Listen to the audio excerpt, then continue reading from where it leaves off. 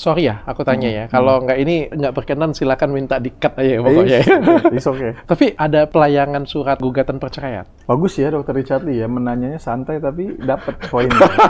Ya saya ingat sih saya bilang, kamu nggak usah datang-datang lagi, nggak usah ketemu sama saya, anggap saya nggak ada, biarkan saya jalanin hukuman saya sendiri. Saya nggak mau ngelibatin kamu, anak-anak, keluarga, nggak mau. Biarin saya pure ngejalanin kesalahan ini gitu loh. Kenapa kamu ngomong kayak gitu? Kalau yang dua orang itu memang dia ada bukti di tangan, diamar kan nggak ada. Nah, Tapi lu yang suruh beli kan? Nggak Nah. dibeli. Kasar ngomongnya istri pun jadi mikir-mikir kan? Kalau misalnya kalian balikan nih, menurut lu siapa yang beruntung? Ya jelas pertama gue lah pasti beruntung. Jelas gue pertama, gue yang beruntung. Dia beruntung nggak? Iya. Tanya Dokter Richard. Amazoni! Yes, Dokter Richard Lee. Tinggal di mana sekarang, Mas? Di Verdi tuh. Oh bukan. Tempat gue itu. Lagi nyari apartemen juga. lagi nyari. Untuk siapa nih? Untuk kumpul lagi? Insya Allah untuk berkumpul ya, tapi untuk saat ini untuk sendiri dulu. Tapi kan di beritanya aku ngelihat sudah bagus, sudah kemarin kerja katanya didatengin. Iya, masih berusaha terus untuk bisa mengambil hatinya Iris lagi sih Oke. sekarang. Tapi masih sorry ya, aku tanya ya. Kalau nggak ini nggak berkenan, silakan minta di-cut aja ya pokoknya. It's okay. Tapi ada pelayangan surat gugatan perceraian?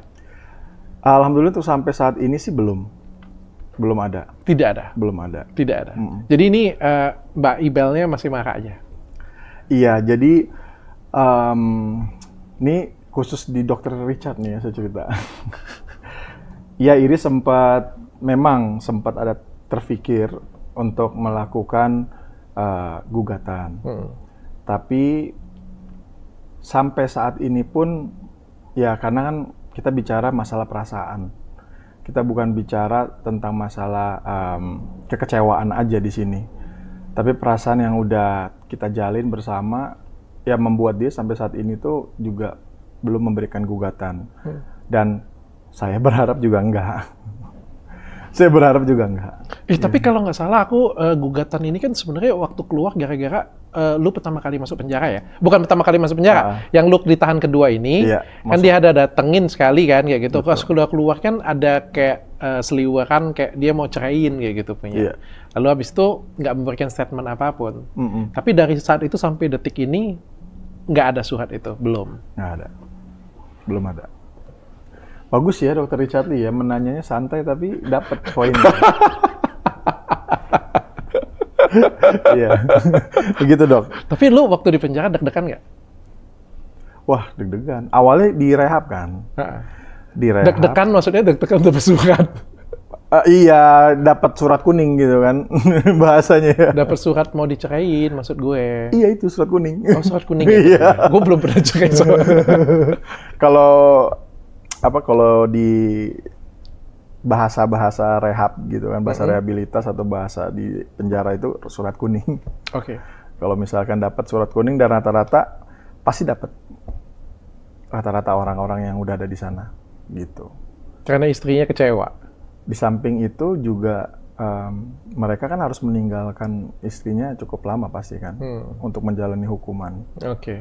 Makanya alhamdulillah dengan peranan dari pengacara saya kemarin itu sangat besar juga sih ya, untuk bisa membuat mendapatkan hukuman yang memang pantas gitu loh. Tetap mendapatkan hukuman tapi juga tidak dihukum yang sedemikian rupa karena memang dalam kontennya itu sebagai pengguna gitu. Oke. Sebagai korban. Kita ke kasus dulu kali ya, baru ke keluarga lah ya. Oke. Soalnya kan katanya begitu kalau ketahuan kemarin, katanya ini karena sudah yang kesekian kali, katanya ini bakal panjang katanya, Po. Kedua kali. Iya. Katanya ini bakal, gue denger ya, kalau nggak salah denger ya, katanya bakal 10 tahun katanya. Pastilah. Karena kan memang itu sesuai dengan pasal umum 112 kalau nggak salah. 112 sama 114. Nanti ditanya sama pengacara aja deh. Harusnya memang ancamannya bisa kalau misalnya Ancaman. bukan korban lo ya, lu bisa ke sana ya. Iya. Kalau memang gua kedapatan memegang barang bukti itu lebih dari 1 gram. Kalau ini kan gue memang sama sekali tidak ada memegang barang bukti. Lu pegangnya berapa? Nggak ada. Loh, jadi ketangkapnya? Urin. Gitu. Oh, lu ketangkapnya cuma urin? Iya. Bukan kepergok lagi make gitu? Atau kepergok lagi beli gitu? Enggak. Jadi lagi di mana urin?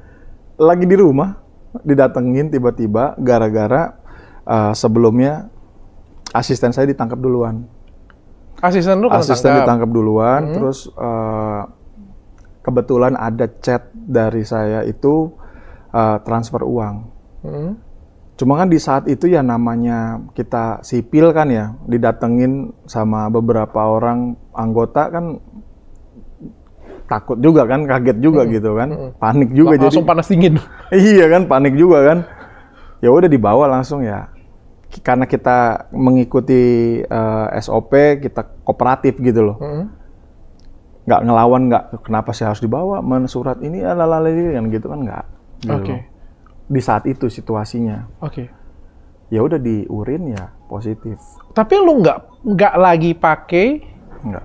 dan tidak ada barang bukti ketemu di kamar lu atau di mana Nggak kayak ada. gitu ya? Nggak ada. Nggak ada.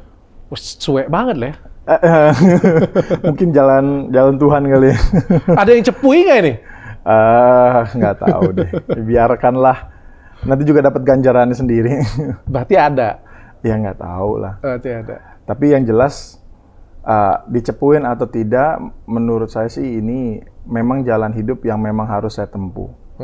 Karena dengan saya seperti ini pun, ya kalau kita lihat dari sisi positifnya gitu loh kan, alhamdulillah ya Iris bisa istiqomah gitu loh. Di saat hubungan rumah tangga kita diuji kemarin, Iris tetap istiqomah dalam arti lebih mendekatkan diri kepada orang-orang yang kumpulan-kumpulan yang soleh juga gitu loh. Jadi mungkin sisi positifnya itu, dan saya pun juga punya sisi positif yang saya ambil, lebih banyak berpikir ulang lagi gitu loh. Kalau memang mau saya kedapatan ada barang atau tidak, setidaknya saya mengakui kalau yang saya lakukan atau perbuatan saya kemarin itu salah gitu loh. Oke. Egois. Kenapa, bro?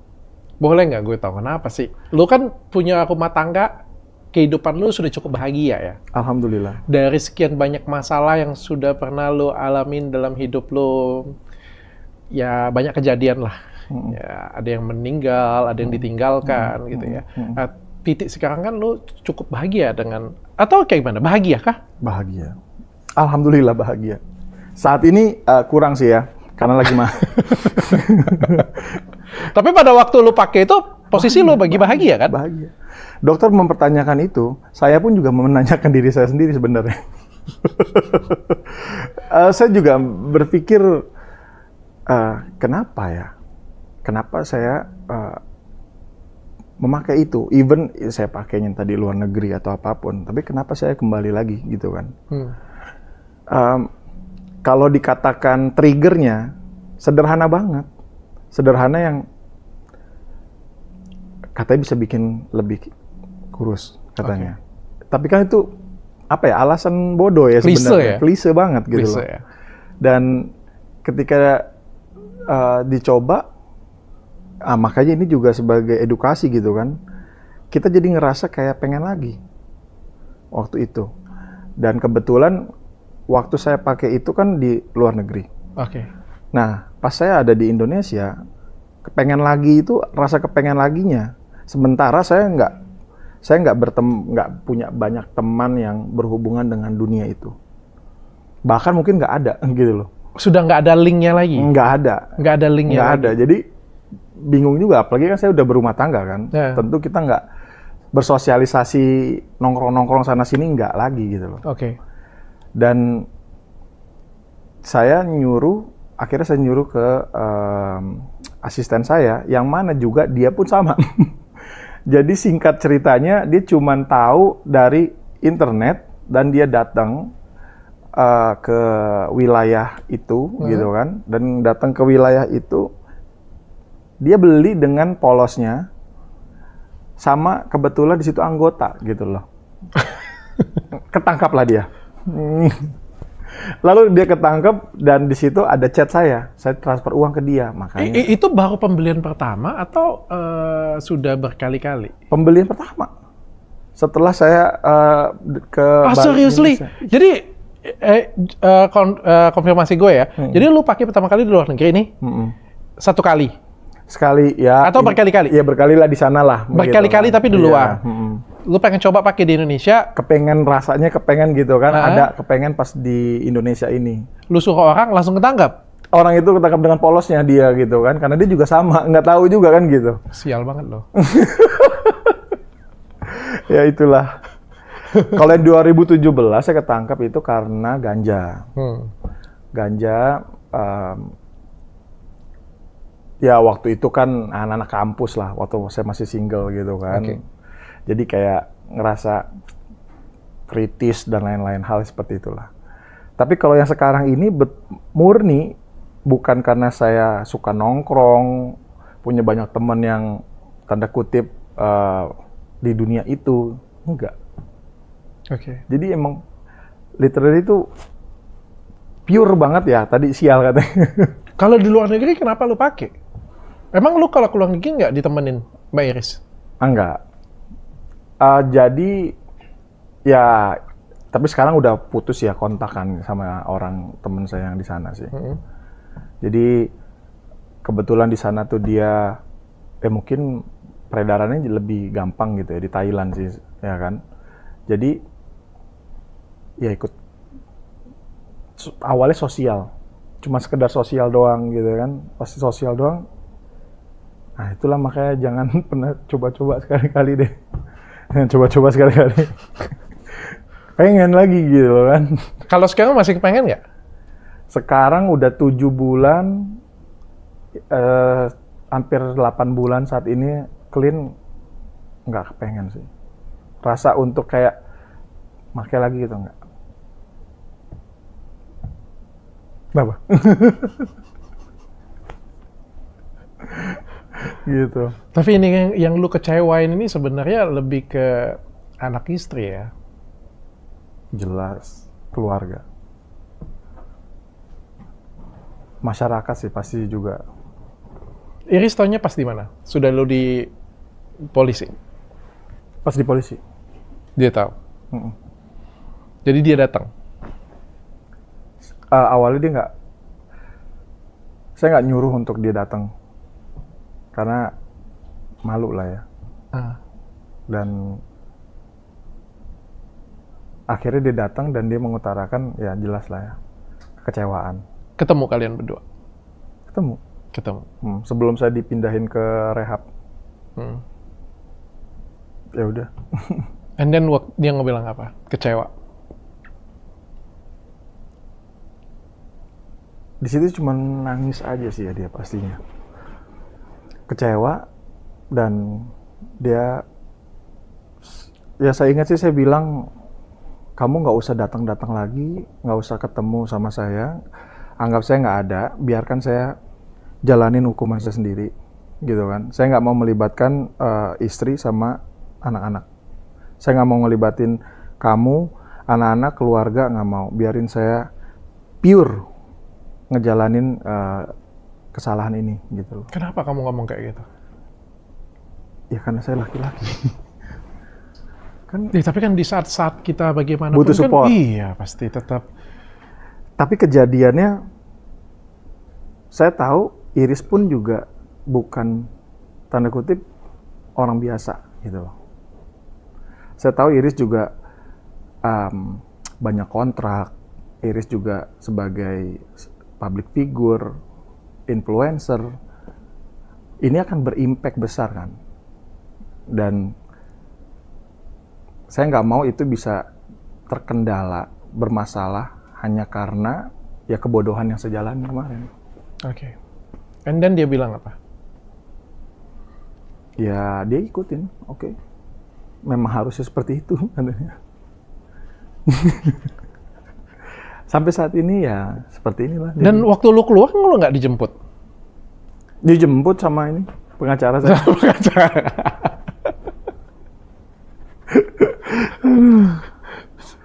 Sebenarnya agak malu nih cerita-cerita kayak gini. Tapi gini bro, kadang-kadang ya pasti malu lah ya, pasti malu sih, pasti malu. Tapi kan kita kan public figure kan.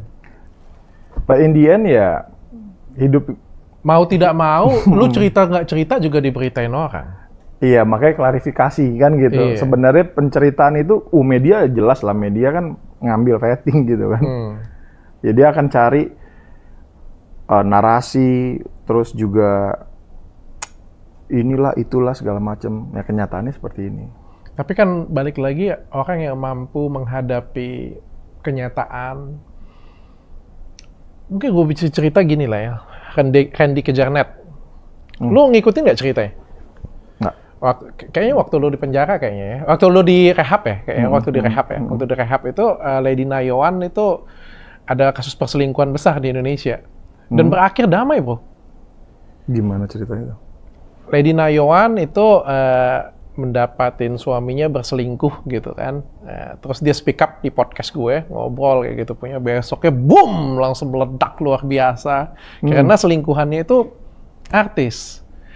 Adiknya artis besar di Indonesia. RA. Oh iya. Oh gitu. Iya, itu kan meledak banget kan. Tapi si Randy-nya itu dengan gentle datang, enggak sedikit pun tidak menyalahkan istrinya gitu, bahkan tidak menampik sedikit pun. Jadi dia mengiyakan semuanya, bahkan ditanya ada yang salah nggak dari cerita istri lo? Kagak ada, semuanya kayak menerima kesalahannya semuanya kayak gitu punya, dan mengakui salah, mengakui hilafannya. Dan setelah berapa bulan ya berjuang ya, itu sampai sudah mau cerai kemana-mana kayak gitu punya, sudah sidang mau sedetik akhir, sudah hakim mau ketok palu. Di detik akhir, kalau nggak salah gue, di detik akhir sidang, hakim ketok palu, damai mereka. Randy-nya datang duduk berdua di sini, dengan segala kerendahan hatinya dia ya minta maaf, dia bersalah, dia berlutut lah ibaratnya kayak gitu punya ya. Itu menunjukkan juga, dan masyarakat bisa menerima. Dan akhirnya sekarang kan dua-duanya masih ada di dunia entertain kayak gitu ya. Wah, itu salah satu contoh yang luar biasa juga bro. Dan gue pikir lo juga kan lagi diarah ke sana juga bro. Masa sih? Oh ini lagi menggiring opini ke sana nih? Enggak. Kan gue nonton lo di Daddy kan juga. Iya. Lo maunya ke sana kan? Baik kan, happy ending maksudnya. Lu kan lu sedikit pun nggak mengakuin bahwa lu pakai. Iya. Lu juga kayak ya udah ini salah gue. Iya. Dan sudah menjalankan hukumannya kan gitu. Lu juga nggak coba mencari siapa yang salah kayak gitu punya kan, misalnya wah istriku kayak gini makanya gue pakai, nggak ya. Gue aja yang brengsek kayak gitu punya, dasar gue aja yang bego kasar ngomong kayak gitu punya kan. Ya satu-satunya cara kan ya meminta pengampunan. Iya. Benar nggak sih? Betul banget. Jadi it's all about communication ya berarti ya. Cerita tadi dokter gitu kan. Dan itu yang gue lakukan juga. Yang pengakuan yang dimana ya udah emang seperti ini keadaannya. Tidak mencari sebuah alasan pembenaran juga. Dan ya biarkan nanti ya waktu yang menjawab semua gitu loh. Ya Tuhan lah semuanya yang akan menggerakkan perasaan kita gitu. Pertanyaan gue sekarang, maunya lo ini apa? Ya baik-baik lah, gue ditanya. Karena lo tau nggak, gue cerita ini sampai kita sharing ya, jadi podcastnya ini sharing lah. Karena waktu gue ngobrol dengan Randy dan pada waktu kejadian itu, Randy-nya itu benar-benar kayak, aku pengen istri aku balik. Apapun itu. Aku tahu kosnya itu besar. Mau sampai aku mohon berlutut minta maaf atau apapun, aku memang salah. Dan apapun itu aku siap terima kayak gitu. Jadi kayak effortnya itu luar biasa banget gitu. Effort. Dan lu tahu, gue nggak tahu cerita lu ya, tapi lady-nya, kekeh banget. Pokoknya gue mau cerai. Karena disakitin itu. Karena benar-benar ya sakit lah ya. Nah di sisi lo, Irisnya kayak mana? Ada berita kenapa dia bisa dimaafin. Kalau menurut gue ya, karena kan gue di lingkaran paling dekatnya, karena ketulusan hati. Pada akhirnya kan orang akan melihat usaha ya, bro ya. Kan kalau kita deketin cewek kan, awalnya cewek nggak suka, awalnya cewek nggak mau, tapi karena keteguhan hati kita, keinginan, ketulusan hati kita, menyentuh lubuk hati dia yang paling dalam. Iya, kayak batu aja ditetesin terus lagi bahasanya kan, pecah juga gitu kan. Iya. Tapi bukan acting ya, bukan acting, betul, tapi kayak benar-benar dari dalam hati. Ketulusan hati. Makanya gue tanya dengan lo, sekarang ketulusan hati lo sampai di mana nih? Satu, ketulusan hati lo untuk berhenti menggunakan barang-barang tersebut. Dua, ketulusan hati lo dengan keluarga lo sampai di mana nih? Oke. Hati-hati jawab, bro. Kalau lo pakai lagi viral ini, bro. Ini masalahnya kalau kita bicara keluarga gitu ya. Bagaimana sih sungguh-sungguh hati gua? Ya jelas. Yang nggak ada yang lain, nggak ada bukan, pengen kembali lagi lebih baik lah sama Iris. Karena Iris yang satu-satunya wanita yang dapat membantu gua tuh untuk ya kembali seperti kemarin yang baik. Dan kalau ditanya masalah make atau tidak make segala macam, dokter pasti lebih paham tentang bagaimana adiksi itu. Tapi yang jelas demi keluarga, demi anak-anak, ya pasti saya akan berubah, gitu loh. Balik lagi, saya sudah mengikhlaskan berserah diri kepada Allah gitu ya.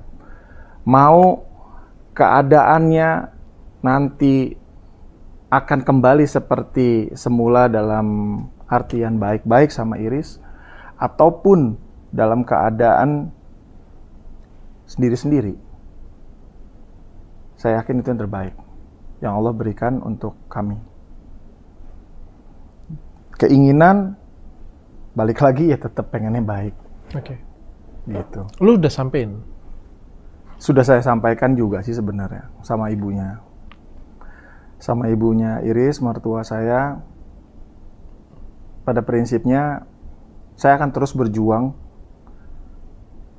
bagaimanapun caranya, walaupun Iris memberikan 1% celah gitu kan. Saya akan kejar, saya akan usahakan. Tapi in the end, kembali lagi, ya Allah yang menggerakkan perasaan orang. Ya biarkanlah semuanya berjalan. Artinya sampai detik ini dia belum memutuskan? Belum. Harus effort lebih lagi. Tapi kemarin dia datang ya? Datang? Pas katanya lu jadi MC apa itu lukisan ya? Oh iya, host lukisan pameran di Zen One. Kok bisa datang? Karena cinta.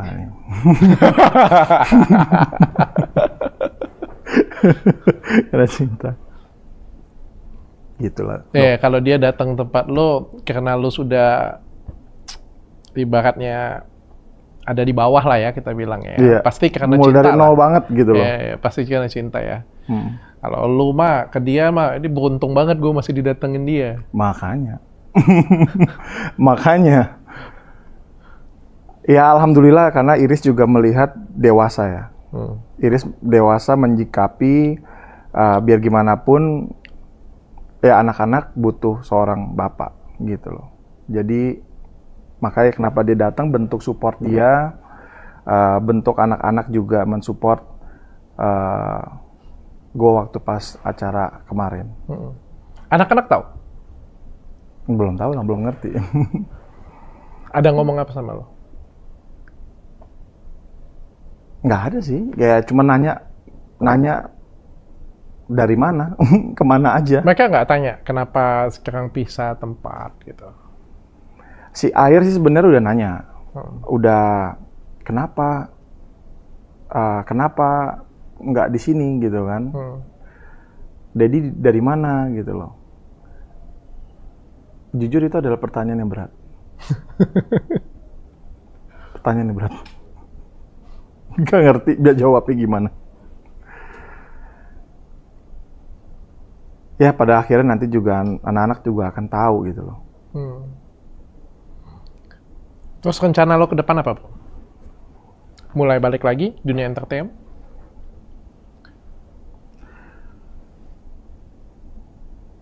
Ya paling penting sih usaha untuk kembali lagi keluarga Iris, anak-anak. Iris bisa menerima lagi, memberikan kesempatan lagi, dan merubah lebih baik lagi gitu kan, atas kesalahan-kesalahan yang masih banyak juga yang harus dibenarkan dari gue pribadi sendiri gitu. Oh, ini kan lu mulai kan bukan dari nol ya malah ya. Kalau orang dari nol itu kan polos lah ya. Ini kan benar-benar mulainya dari minus ya. Dari menyandang bersalah, kita bilang ya. Jalan lu kan nggak mudah. Ya. Jalan lu nggak mudah. Jalan lu pasti diungkit terus, pasti dipertanyakan terus, gitu kan.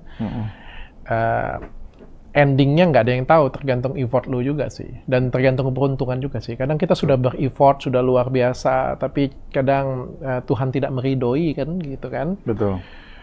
Ya, sekarang kalau misalnya nih, Tuhan tidak meridoin, dan lu makin hancur, dan akhirnya Pilihan. istri lu, misalnya kita bilang ya, istri lu ternyata menemukan jawaban bahwa ternyata baru aku mendapat jawaban bahwa kita lebih baik berpisah. Apa yang akan lu lakuin? Itu yang terbaik.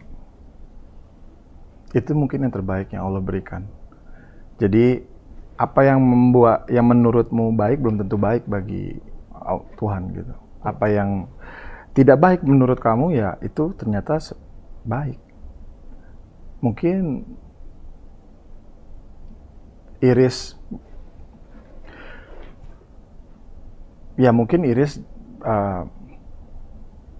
ketika dia bicara untuk pisah, ya saya terima.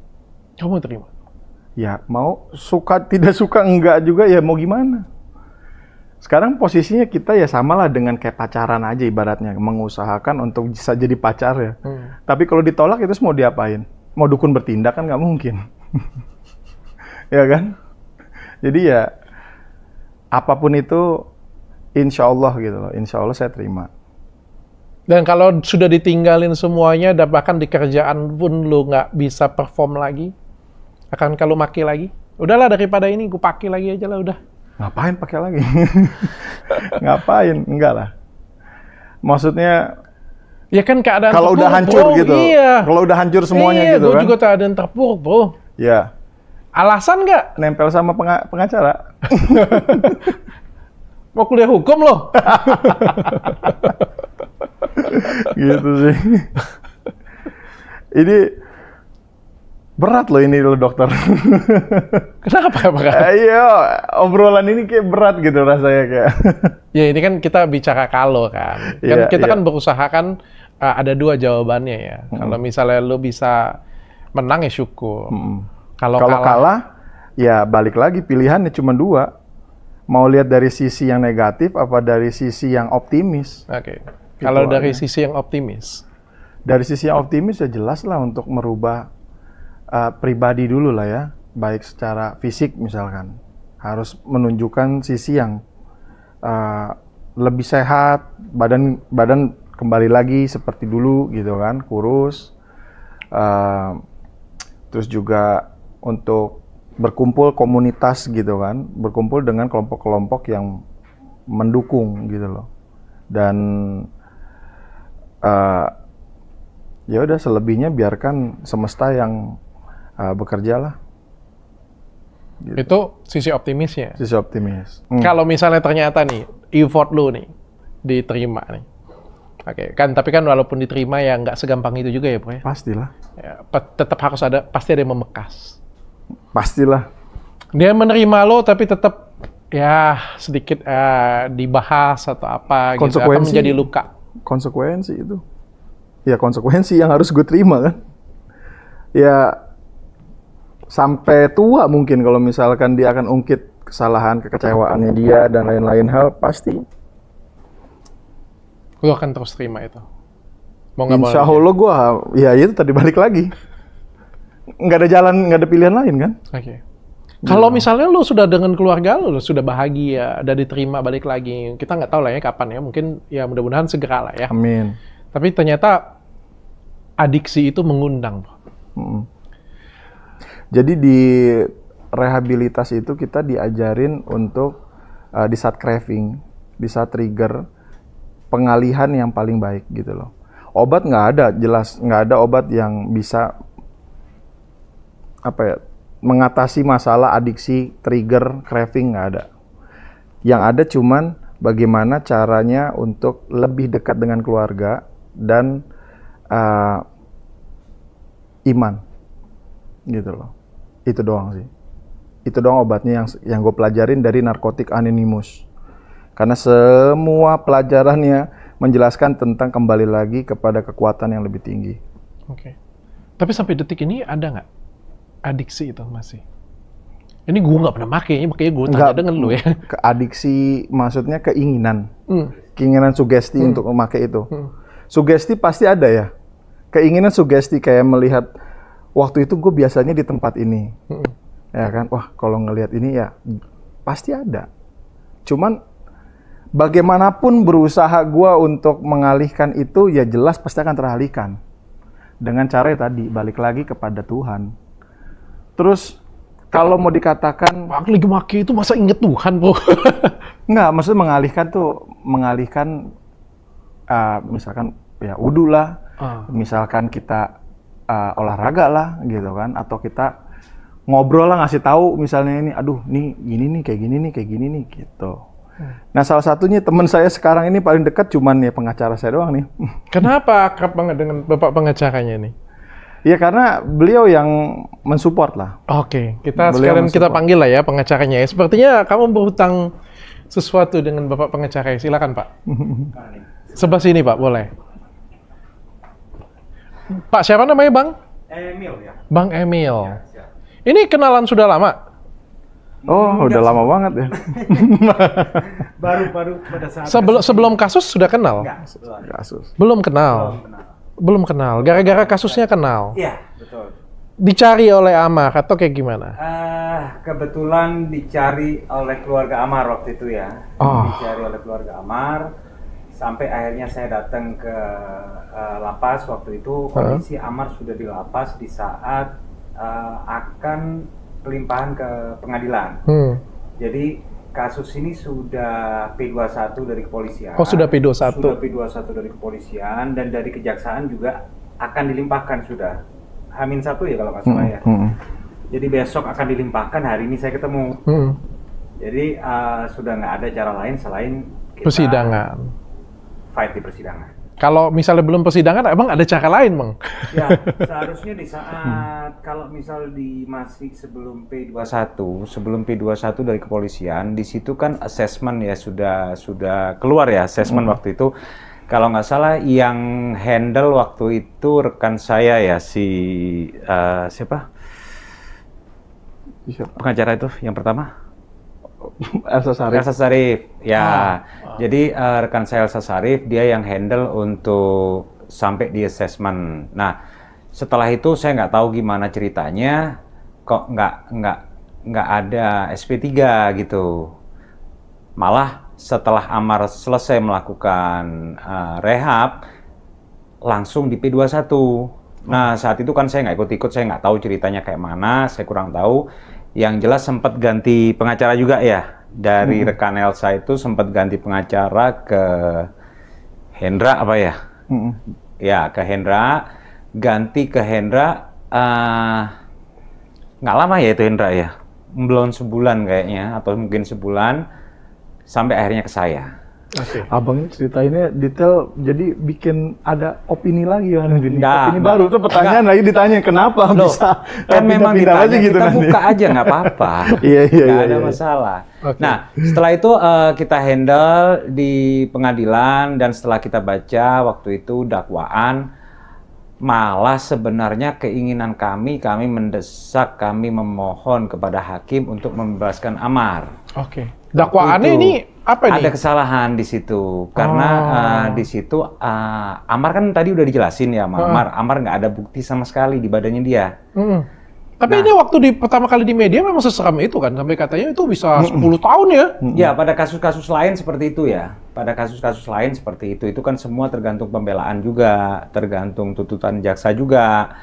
Dan alhamdulillah jaksa waktu itu nuntut 1 tahun ya, Mar ya, 1 tahun.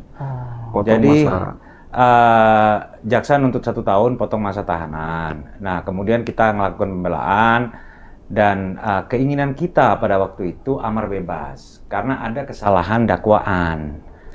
Jadi karena Amar ini berdiri sendiri, harusnya dia ini dituntut pasal 127 dan 132 alternatif. Harusnya Amar ini ada juga pengenaan pasal 55 karena dia melakukan bersama-sama. Karena apa, di Amar sendiri kan nggak ada bukti, sedangkan di 2 orang itu asistennya Amar itu buktinya ada di situ.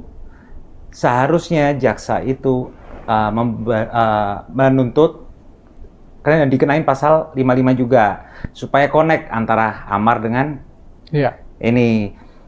Yang pertama itu. Kedua, pada saat Amar itu ditangkap, Amar itu memakai di Thailand, dan itu udah disampaikan di saat BAP ya, memakai di Thailand. Nah, karena bukan yurisdiksi hukum di Indonesia, karena kan kita masih pakai KUHP lama ya. Nah, harusnya tidak boleh. Boleh ya jadi ya? Ya, boleh ya, bukan kalau boleh ya. Kalau di luar negeri pakai, di sini nggak apa-apa. Selama di luar negeri itu boleh di negara itu. Sabu kalau di Thailand boleh? Boleh. Maksudnya? Nggak legal juga. Sabu juga nggak boleh? Ya, cuma kan bukan wewenang kejaksaan negara Republik Indonesia untuk menghukum pidana ataupun perbuatan kesalahan yang dilakukan oleh seseorang di negara lain. Jadi di luar yurisdiksi kepolisian untuk menangkap juga apabila dilakukan di luar negeri. Kalau yang 2 orang itu memang dia ada bukti di on hand gitu ya, ada bukti di tangan. Di Amar kan nggak ada. Gitu loh. Nah, tapi lo yang suruh beli kan? Nggak dibeli. Nah, itu. Nah, kan dia nyuruh beli. Harusnya dikenain pasal 55 KUHP. Nah, itu nggak dikenain. Sedangkan pasal satunya kan 127 tuh. Kalau 132-nya itu kan dia pengedar lah.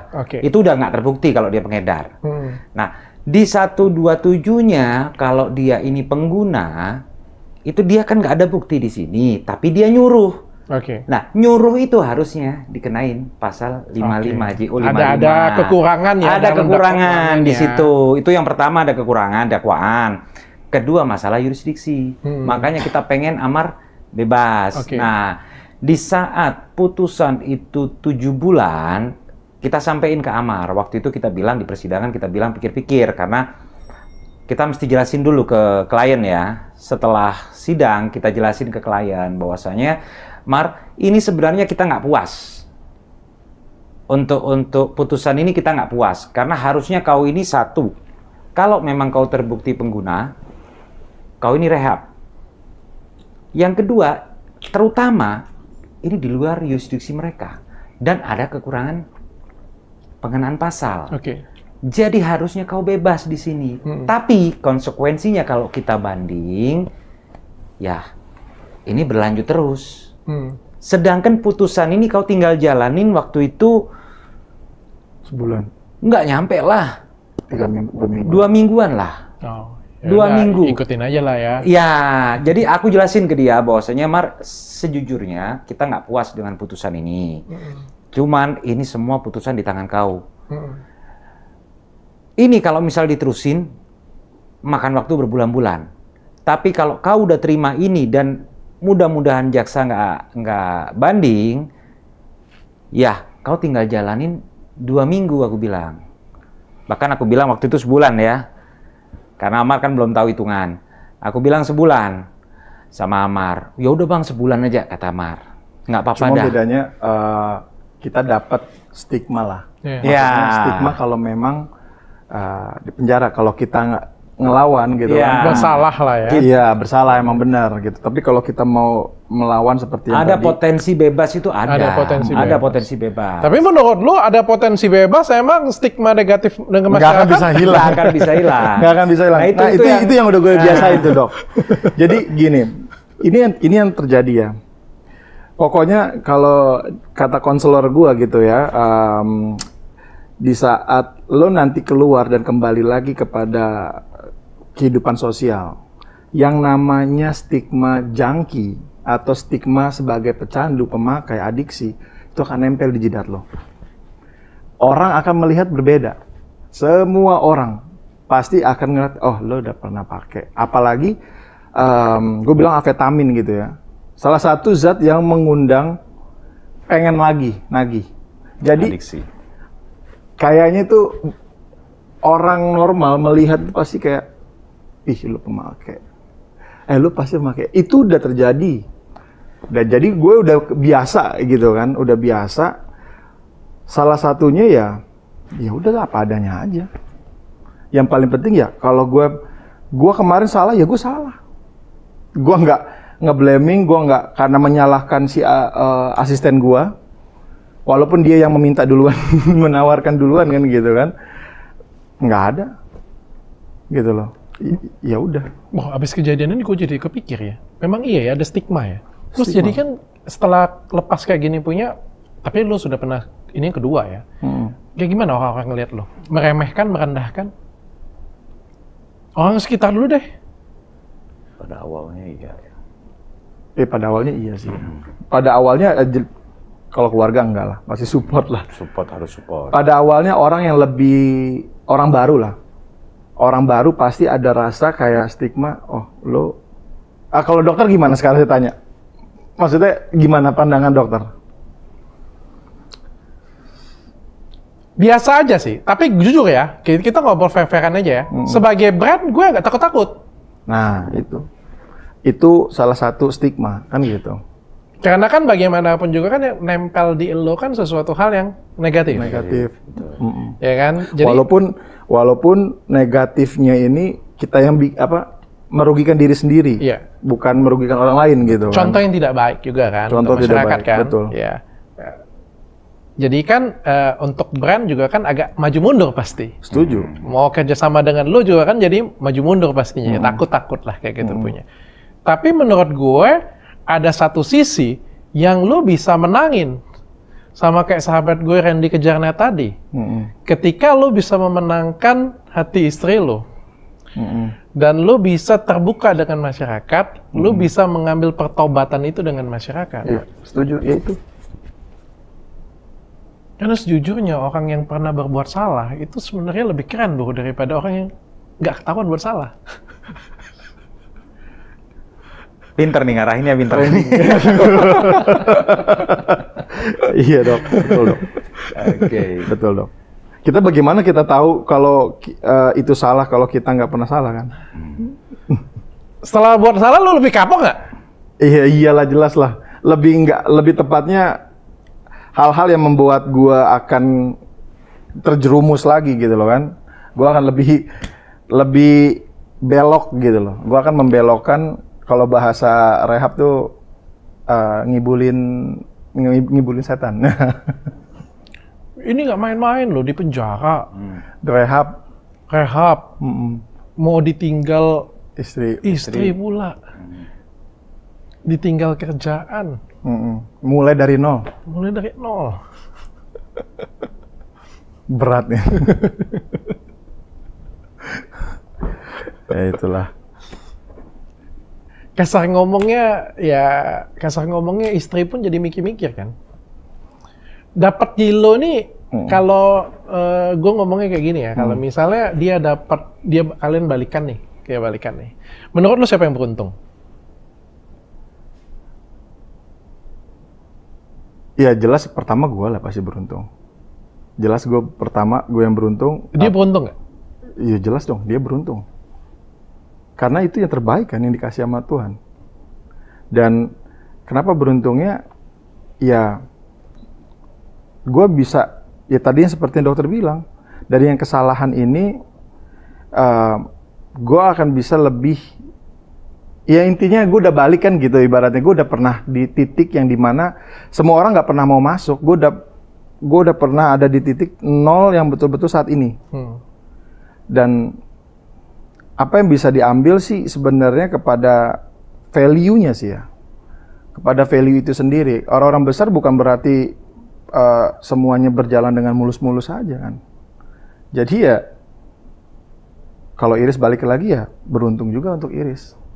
Sama-sama beruntung. Mungkin lebih tepatnya gini, Mar. Kau akan berusaha buktiin bahwasanya Iris beruntung dapat kau lagi. Kau akan buktiin itu. Itu mungkin lebih tepatnya. Betul. Iya kan? Betul. Betul nggak, Dok? Betul. Itu mungkin lebih tepat. Ini podcast. Nah, Ini podcast apa?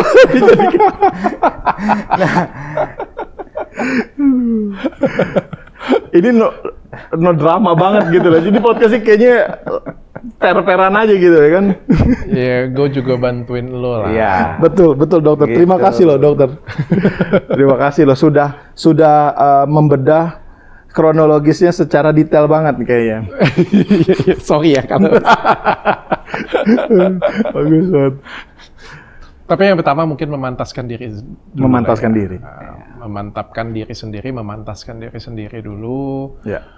Menenangkan diri kita sendiri juga, karena kan begitu balik ke dunia nyata seperti sekarang juga kan tidak mudah. Jelas. Balik kerja dulu. Sekarang apa kesibukan bro jadi bro?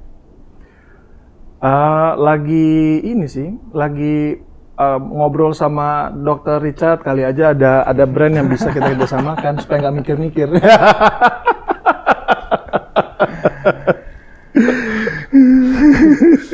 Boleh.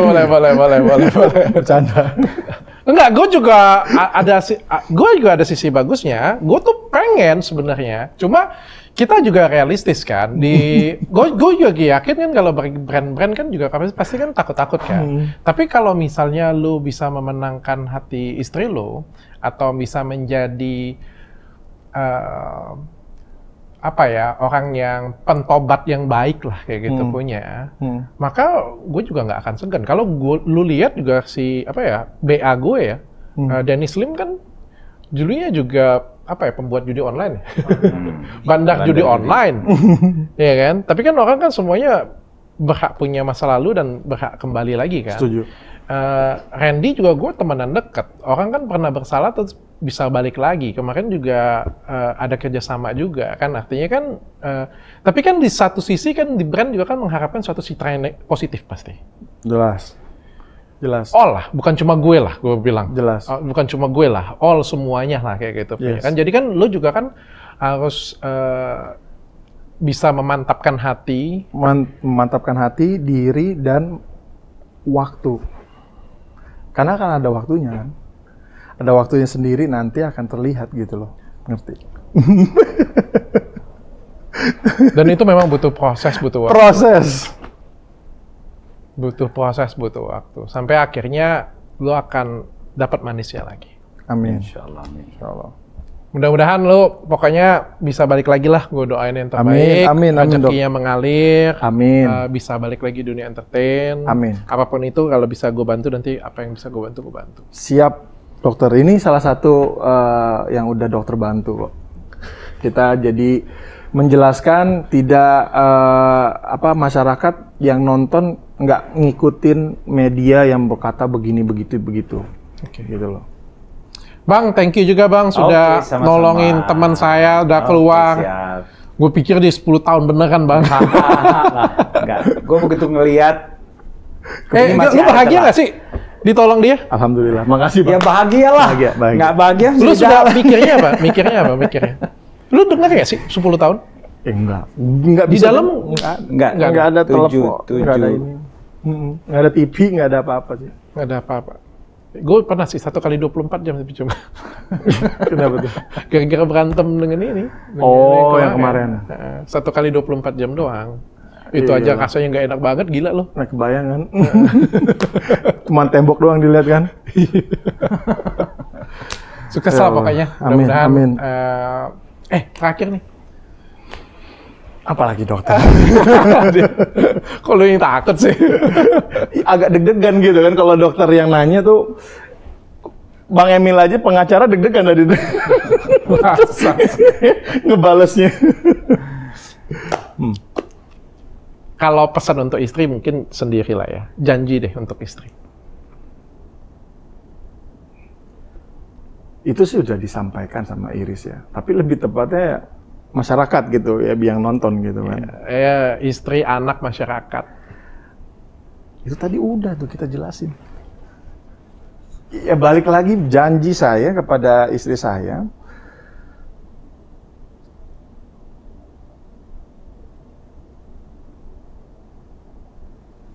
Insya Allah, saya akan betul-betul berusaha untuk membuktikan kepada Iris dan memantaskan diri untuk keluarga saya.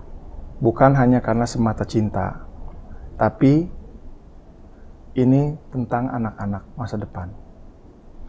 Dan sekaligus saya akan buktikan kepada Iris, ya kalau satu-satunya suami yang dia tahu itu masih tetap sama kok sampai saat ini. Thank you, bro. Thank you, Oke. Mas. Sip. Mudah-mudahan bermanfaat untuk kalian semuanya. Amin, Oke. amin. Tanya Dokter Richard.